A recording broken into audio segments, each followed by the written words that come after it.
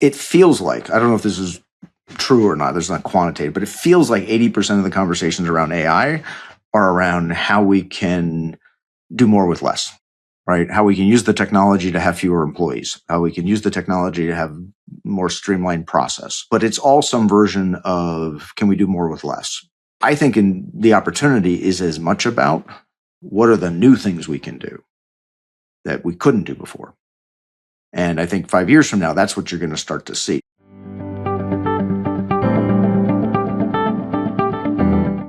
Welcome to What If with Leslie Grandy. Scarcity used to sit in the mechanics of making things. Bandwidth, distribution deals, and production budgets determined what could exist and who would see it. As those constraints loosen, the center of gravity moves. When creation becomes easier, value shifts towards judgment, timing, and relevance. That shift is reshaping how innovation actually happens. For years, innovation was often equated with breakthrough production or technical capability. Now, the harder problem is deciding what deserves to be built at all. When tools can generate, produce, and distribute at extraordinary speed, the differentiator is no longer access to technology. It's the ability to recognize where leverage lives, where audiences are moving, and which ideas will still matter once the novelty fades. Before, the question was whether something could be made and shipped at scale. Now, the question becomes, what if it should exist in the first place, and who is it truly for? Artificial intelligence accelerates this transition, but it also complicates it. Every major technology wave moves through recognizable phases. First, something becomes possible. Then people experiment to understand what it's good for. Only later do reliability and scale follow. Much of what feels chaotic now reflects that middle phase where organizations are experimenting in public, learning through use, and trying to build foundations while the technology itself is still evolving. As production becomes more fluid, innovation no longer lives in one obvious place. It is less about breakthrough launches and more about the decisions surrounding what is now possible and how it reaches people. Stories, products, and services begin to function less like fixed outputs and more like adaptable frameworks. Innovation becomes a continuous process of iteration and alignment with changing audience expectations rather than a single act of creation. My guest, Scott Ehrlich, has spent his career navigating moments exactly like this, working at the intersection of media, technology, and business model innovation through multiple platform transitions. That vantage point gives him a long view on how innovation actually unfolds inside real organizations. His experience reflects a different rhythm of innovation than the one we often celebrate. It's less about chasing spectacle and more about placing thoughtful bets, building foundations that allow experimentations to scale, and recognizing when a shift in technology signals a deeper shift in behavior. In a period defined by rapid change and constant novelty, his perspective offers a grounded look at how to innovate with discipline, curiosity, and a clear sense of where meaningful advantage is beginning to form. I hope you enjoyed this episode. My guest today is Scott Ehrlich, a seasoned media executive and founder whose career spans broadcast media, streaming services, and digital platforms. He currently serves as the Chief Innovation Officer and Head of Corporate Strategy at Sinclair Broadcast Group, where he leads enterprise-wide innovation across AI, OTA networks, FAST channels, and OTT services. Prior to Sinclair, Scott founded Agility Studios, producing award-winning digital franchises, including the Legion of Extraordinary Dancers, and he co-founded QU Media, which pioneered curated television networks built entirely from internet-native content. Earlier in his career, he helped build one of the industry's earliest OTT subscription services at RealNetworks, and he held senior roles at News Corp, NBC, and Rivals.com. Scott is known for bridging creative vision with operational execution and guiding organizations through platform transitions. I also have had the good fortune to call Scott my manager for a few years in the early 2000s, and I was lucky enough to have interviewed Scott for my book, Creative Velocity. You've been very inspirational to me, Scott, throughout my career. So I'm really delighted to welcome you to the podcast. Oh, thanks for having me. There was a lot of acronyms in there. I know. One of my favorite things that you taught me is that a strategy without leverage isn't really a strategy. I always remember that. And when building and production become easier, where does the real leverage come from for legacy media companies trying to stay relevant and rise above all the noise from the content that's just now flooded, including the AI slop that's joining in? Well, let's take it from the artist perspective, from the storyteller's perspective. I think one of the constraints in creativity for most of my career, right, has been the actual production process.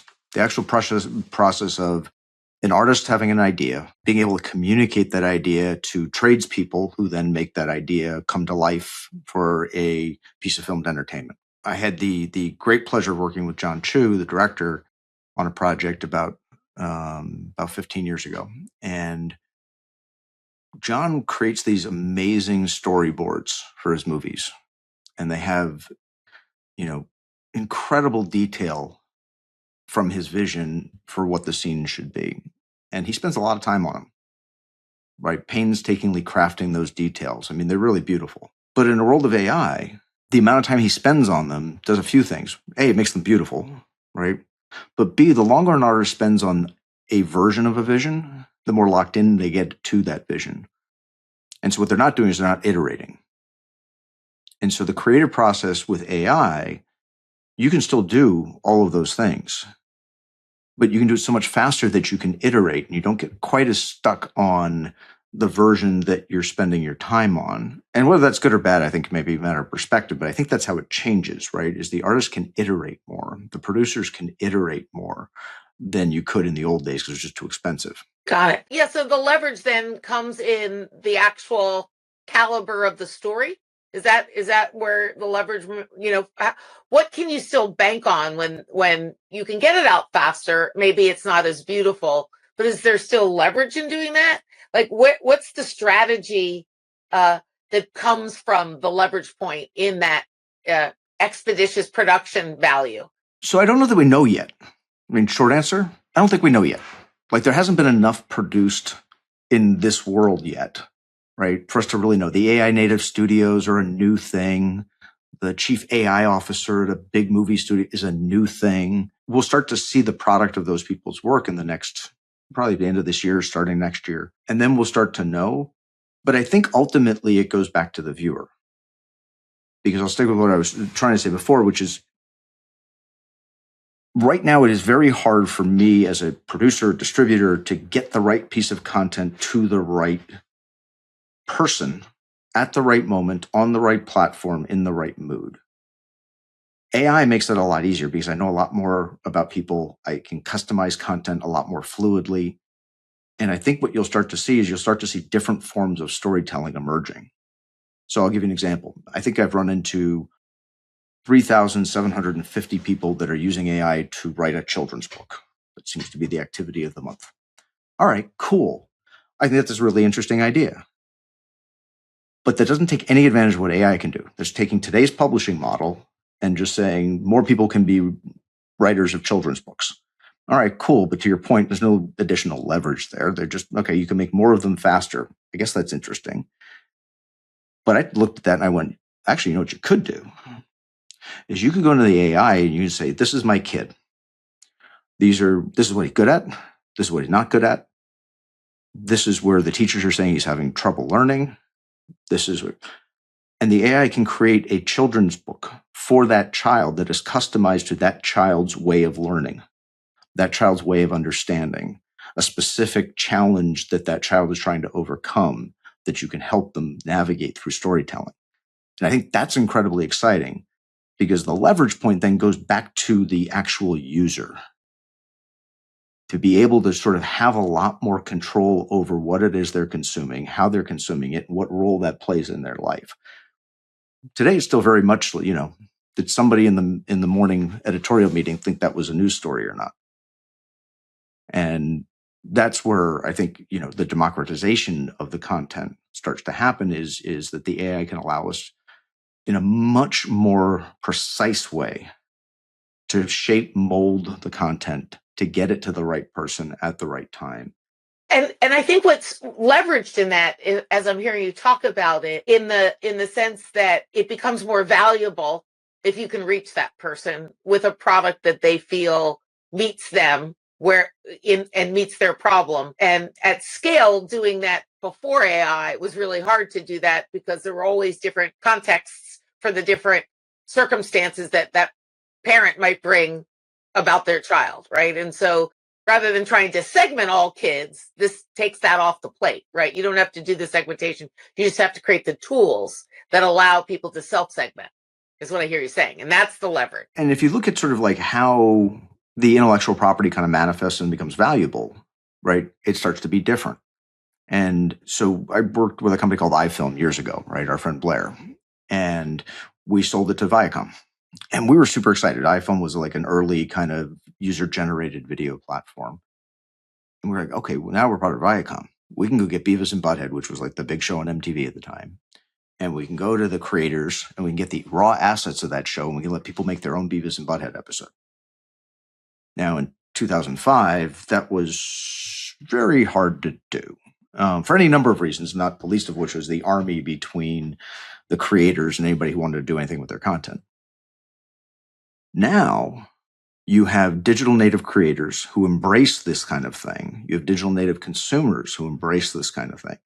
And I think what you'll see content development go from I need to make a TV show to I need characters in a story framework. And the rest actually gets filled in by the user, the AI, and other things. But the value is characters, worlds, and story arcs. So a couple of things out of what I heard you say. First, I think being able to get to an audience has gotten easier, just like getting something built is easier.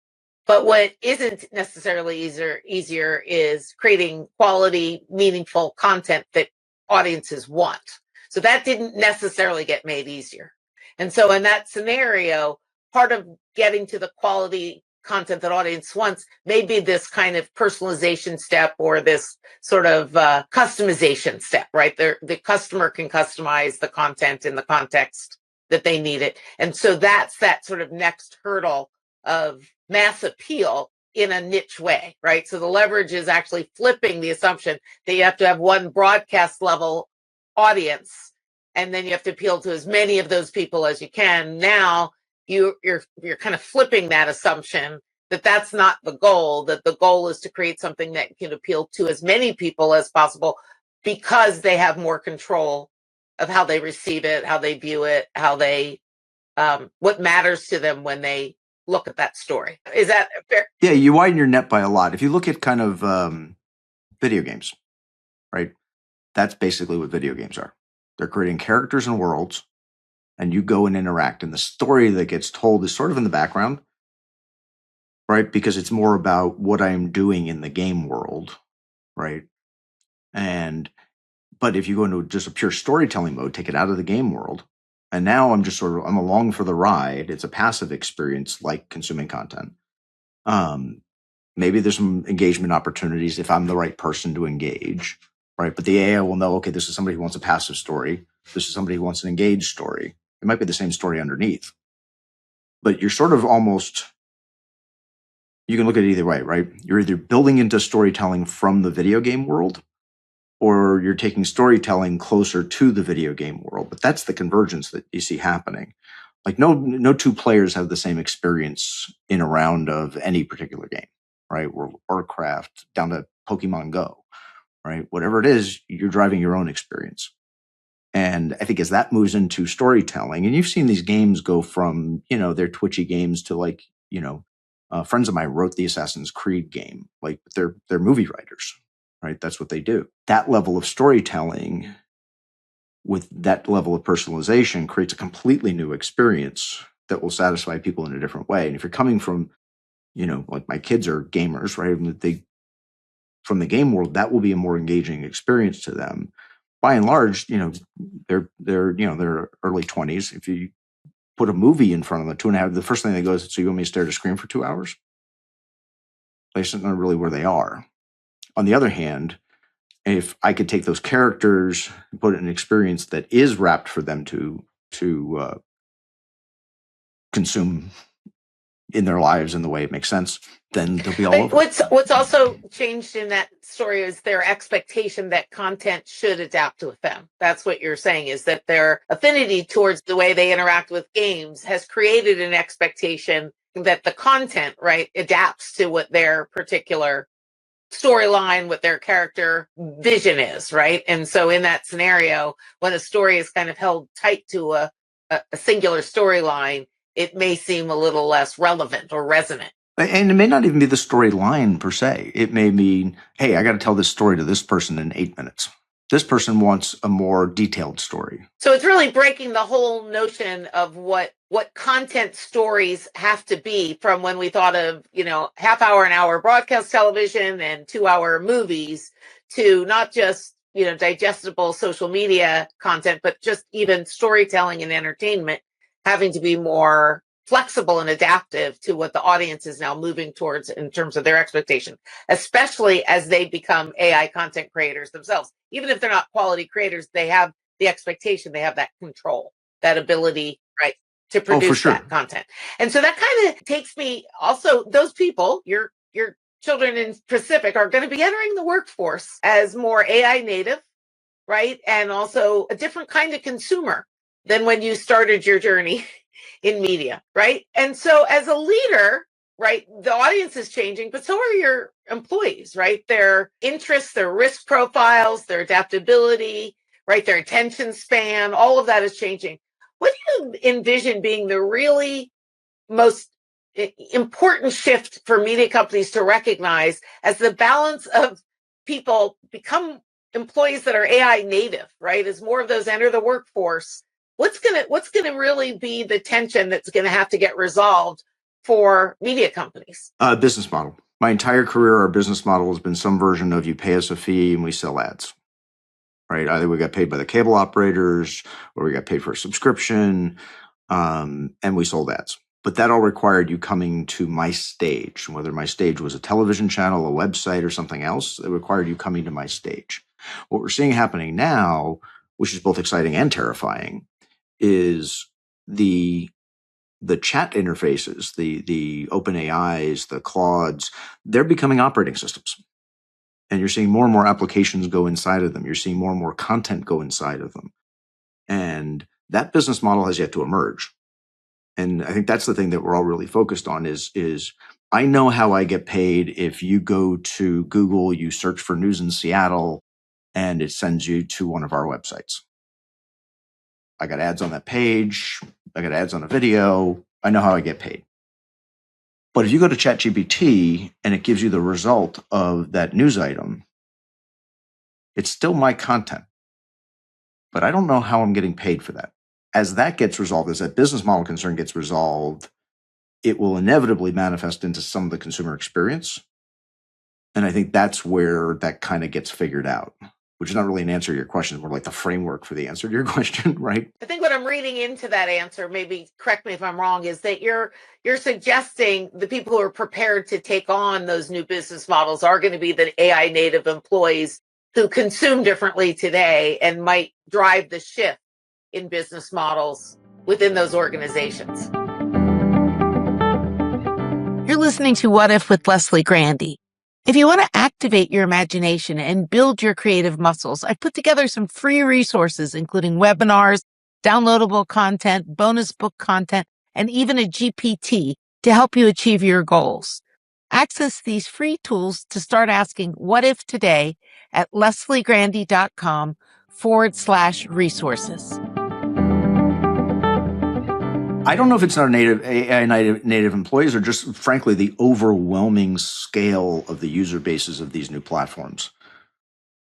Right? What's the user number for ChatGPT? Like 800 million people or something ridiculous. It's like, I mean, we deployed ChatGPT because 90% of the people at the company were already using it, and so you just, okay, great, we'll move to the enterprise version. That'll be cool. I think it's the actual platforms themselves that are going to drive this change. Like, I don't think it's our employees. Our employees, are certainly part of it. But I think the AI native employee is going to more drive change in internal process than probably consumption. Consumption, still think it's just going to be driven by the scale of the platforms, because media tends to go where their most eyeballs are, right? So there's an old saying, when content in its native state seeks ubiquity. And it's true. Outside of sports content, which is more acquisition content in its native form seeks ubiquity. Like, my version of the news story is the one I want everybody to watch, but there's 5 versions of the news story, or nowadays 500 versions of the news story. I hear what you're saying, which is you're mostly thinking about the platforms and the business model changes that will emerge from that ubiquity and that grades of value, right? How big the audiences are that are worth monetizing. But as you're looking for people even to work on that, right, the operational efficiency and the streamlined distribution models and all of that, what type of employee, what are the traits? Because they're no longer doing those, tasks that were boring that can be automated. They're no longer doing sort of the process work that you had to have them do. There was a whole lot of people who were kind of capable handlers, shall we say, right? Knew what that step required, perform the activities in that step, and then handed it off to another specialist in another step.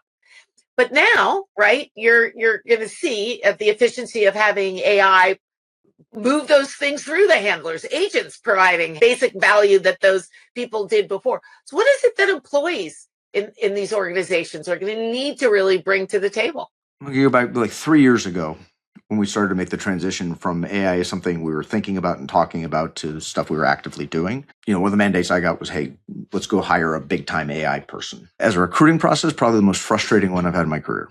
Trying to find the right AI person in a world where AI people were really valuable. Nobody understood their skill sets, and the specialization that inevitably was going to show up hadn't shown up yet. And I came away from that and I sat down with my bosses and I was like, listen, I think the idea that we can hire the right AI person is really, really hard to buy into. You got to find the right person. You got to have from them the right skill set, and they have to understand your business. And what I came away with was, I don't think I can find that person. And if I do, I was just getting lucky. But I do have a bunch of people that we have invested time, money, other resources into learning how our business works.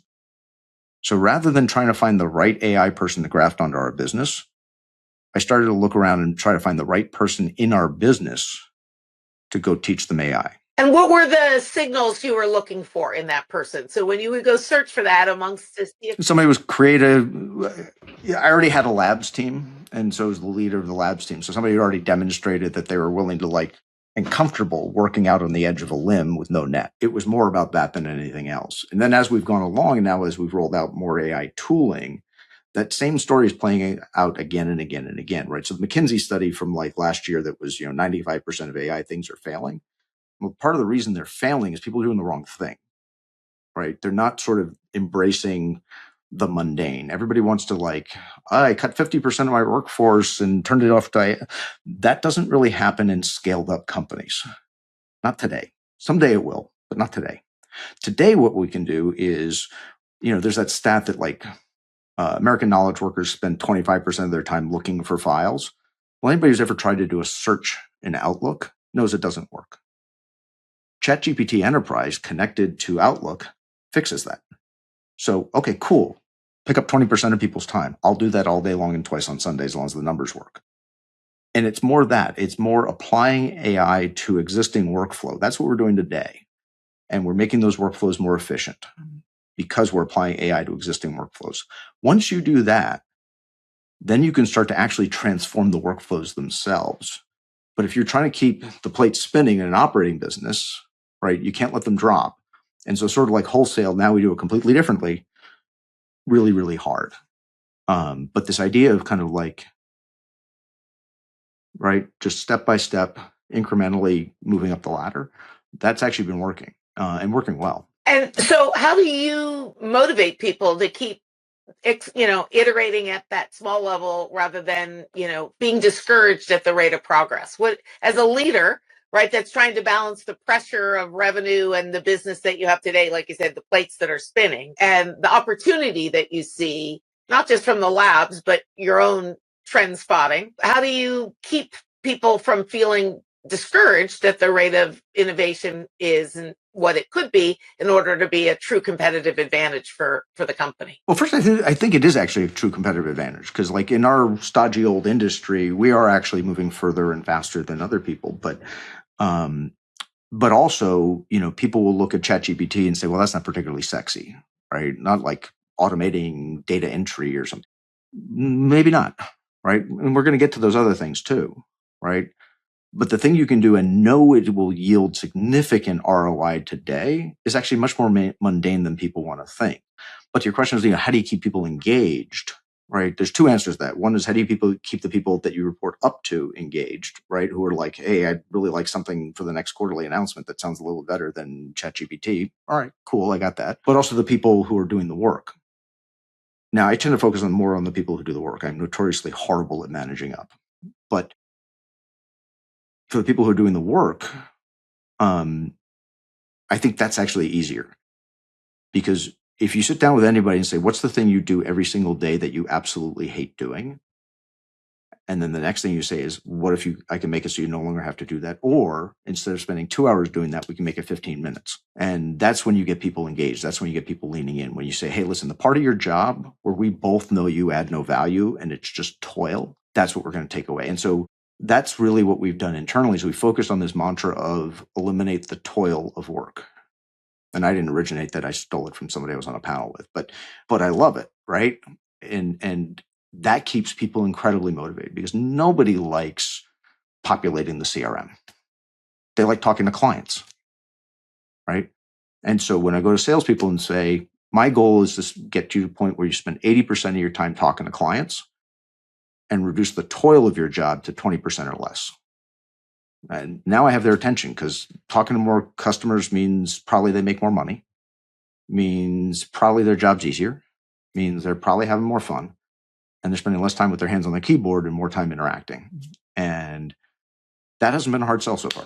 And so does leadership, again, managing up when the board is looking for something novel or innovative to call attention to, what you described sounds really awesome for employees. Is it meet that bar where you're saying if we're just getting more efficient, we're getting more effective, we're turning people from doing mundane tasks into people who are more strategic? Does that win?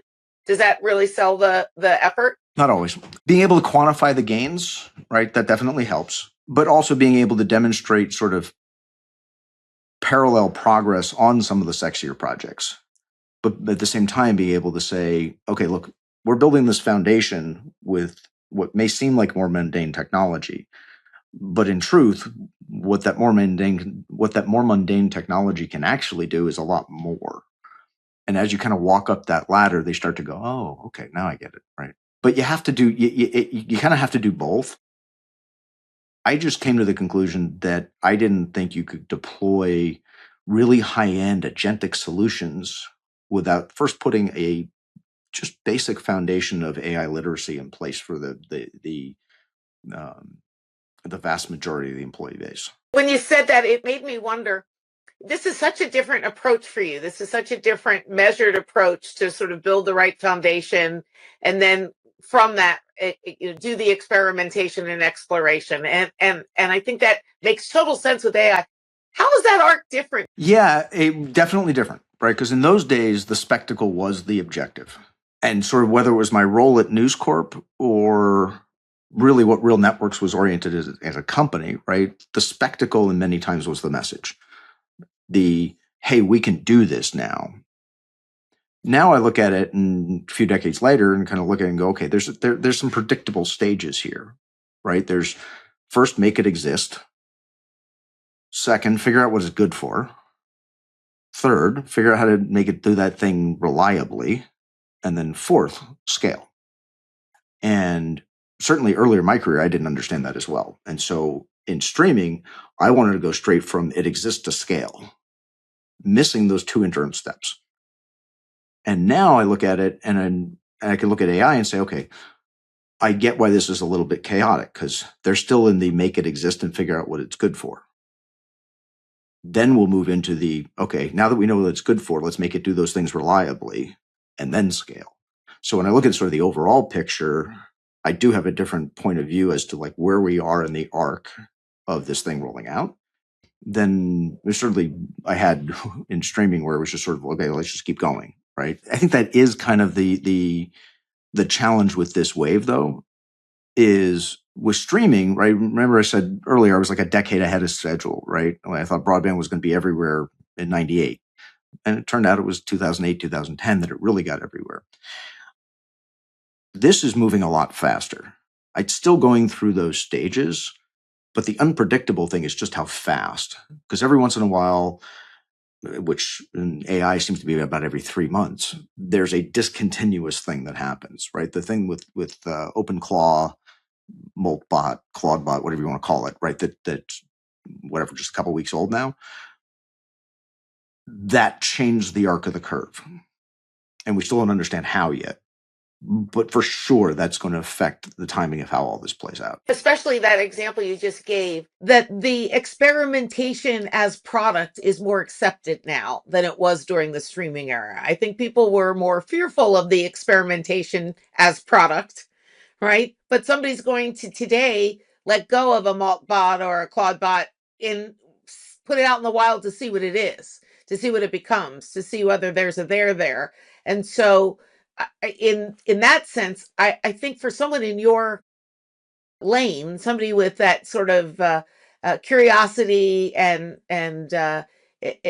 desire for exploration and experimentation around new things, um, this probably is a different way of approaching where you go with what's available to you than it was back then, because I think things didn't come to market as quickly and you had less choices. Now, next week, something else might get your attention, right? There's another thing. So, as the kind of, innovation leader that you are, what signals are you looking for when the next shiny thing shows up as to whether you spend time on it? Like, yeah, you're going to be curious, you're going to go investigate it, but what are the signals around which ones you move with or which ones you pick up and explore more deeply through experimentation? Because that wasn't present in the streaming era. Well, we didn't have those kinds of, oh, something showed up next week that's threatening our idea of what we should be doing. It didn't happen that way, but now it is. So how are you picking and choosing? So one of the things that's different about this, about AI versus, streaming or HTML or any of the sort of internet-based technologies that we were used to, is the way you learn how to use them is by using them. Not everybody wants to accept that. Particularly big at scale companies who are used to sort of just rolling out a new workflow and a new tool, and you do training, and right. These tools don't work that way. Like, in order to find out the best way for Department X to use AI, I need them to be using AI. And I need to find that person in that department that gets it. And so far, we've been very lucky, right? You find somebody who gets it, and it's easy for me. I can look at the stats of who's using ChatGPT and at what levels and how many messages they're sending, and are they using custom GPTs? And I can go, okay, cool, that's my person. And okay, then it's a matter of extracting from them. How are you using it? What benefits are you getting? And then codifying that in a way, maybe it's a custom GPT, maybe it's something else, and then rolling it out to everybody else who's got that job function. But I need the person who's doing the job to have that aha moment of how they can use the tool to do their job better before I can sort of take the next step as an organization. And whereas with streaming stuff, or really most traditional technology, the engineers build it to the specs of the product managers, right? And then the product marketing people take it and off they go. This doesn't work that way, because nobody knows how to tell a traffic assistant, and traffic is how we get ads on TV. Nobody can tell a traffic assistant the best way to use ChatGPT. The traffic assistant actually has to use it in order to figure out the best way to use it. And that kind of, I don't know that it's counterintuitive necessarily, but it is very different from here's the piece of software and how you use it. It's more, here's a tool. I kind of want to see how you use it. And in a way, in a way, it's doing sort of a lead user assessment, right? And making some assessment as to whether or not there's a way to make that product fit better, right? Like you're seeing somebody who's hacking things together, trying to figure out what to do. uploading, downloading, giving different prompts and learning in that journey, you're starting to think, okay, this is a lead user. I want to see how they apply it, right? And that lead user gives you a set of problems they're trying to solve with it, right? And then you see if it's a big enough problem to solve for the rest of that department or for the organization at large. That's how I'm interpreting what you're describing. It's kind of a lead user strategy. Go find the people who aren't afraid about how bumpy it may be because they're getting some benefit out of it, and then figure out how to extrapolate from that benefit. Quite explicitly, with one twist, which is the best way to learn how to use ChatGPT is to ask ChatGPT. This is the first piece of software we ever had, and it doesn't matter, ChatGPT, Claude, whatever. Like, the best way to use it is to ask it how to use it. And that's like getting people's minds around that, like, was really tough in the beginning, because it was just like the first thing everybody should do, and everybody should do this. Like, I've done it. I'm sure you've done it, right? You go to OpenAI or Gemini or whatever your chat of choice is, and say, this is what I do. I'd like you to help me do it better. How can you do that? And it will tell you. It's amazing. And more often than not, it will tell you in a useful way. And it sort of begins with that. And then you find your champion. And then you find your power users. And the combination of the champions and the power users, you've got your evangelists and whatnot. But like, you've got to kind of get people using it before you can figure out the best way for those people to use it, which is, it took me a while to get my mind around that, but yeah, no, it makes total sense. When you kind of look back across your career, what patterns do you see in the kind of opportunities that you're likely to be drawn to? Like, what are the common threads? You've gone through a lot of platform shifts and a lot of technology innovation periods, right? Like I said, software to the internet, and now obviously AI is another shift, and from broadcast platform to digital platforms. You're seeing a lot of technology shifts. What is it that you tend to gravitate to as an innovation opportunity? What are the patterns that you see, or are there patterns? Is there anything that's a through line that you'd pull? I mean, there's a few through lines. Like, I don't like to do reruns. Like, if I've done it before, I'm probably not going to do it again, right? We built a subscription service back in the day. I'm probably not going to do that again because I already did it. And we did it really well. I don't think I could do it better. So my last job, I spent 2 weeks a month abroad and 2 weeks at home. And I'd often find myself in these weird cities by myself because the sales team went home because they had shorter flights. And I would go walking around, and I would basically leave the hotel, and whatever caught my eye, I would walk towards it until I figured out what it was. And then I'd find the next thing that caught my eye, and I'd walk towards that until I figured out what it was.